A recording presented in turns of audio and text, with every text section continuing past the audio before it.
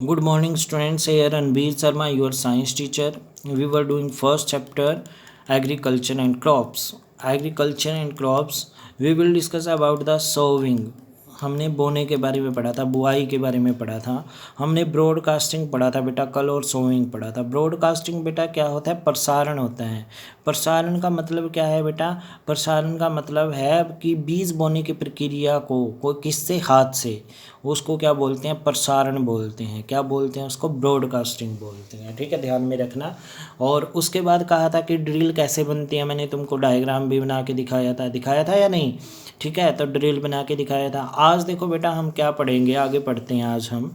The seed should be planted at right distance from each other. कहते हैं seed एक should be planted, इस तरह से प्लांट किए जाने चाहिए, बोने चाहिए, एट द राइट डिस्टेंस, कि उनका डिस्टेंस क्या हो? इक्वल हो, फ्रॉम ईच अदर, एक दूसरे से।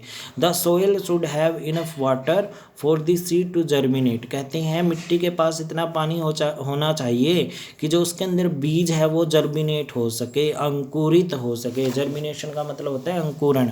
As they do not germinate in dry soil, जैसा कि हम जानते हैं कि वो किस में नहीं जर्मिनेट करते? सूखी मिट्टी में जर्मिनेट नहीं करते।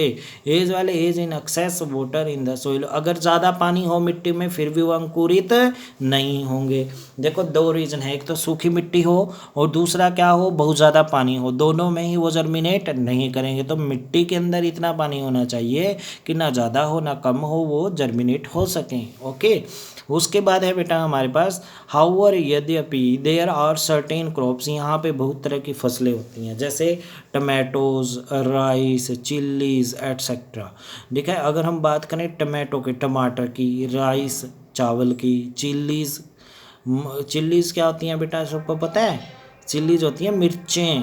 ठीक है, that are not directly sown in the field, जो सीधी किस में नहीं बोई जाती? खेत में बोई नहीं जाती। ठीक है, फिर कहाँ बोई जाती हैं बेटा ये? They are first germinated in the nurseries, पहले इनको जर्मिनेट किया जाता है नर्सरीज में, छोटी छोटी क्यारियाँ बनाई जाती हैं, उनमें पैदा किया जाता है। Then the seedling are transfer to the main field, तब उनकी जो सीडलिंग है, प्योद है, प्योद बोलते हैं सीडलिंग को।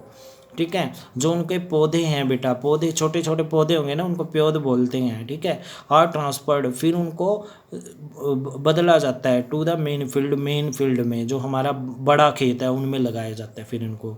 This process is called transplantation, इस प्रोसेस को क्या बोलते हैं? ट्रांसप्लांटेशन बोलते हैं, प्रतिरोपण बोलते हैं।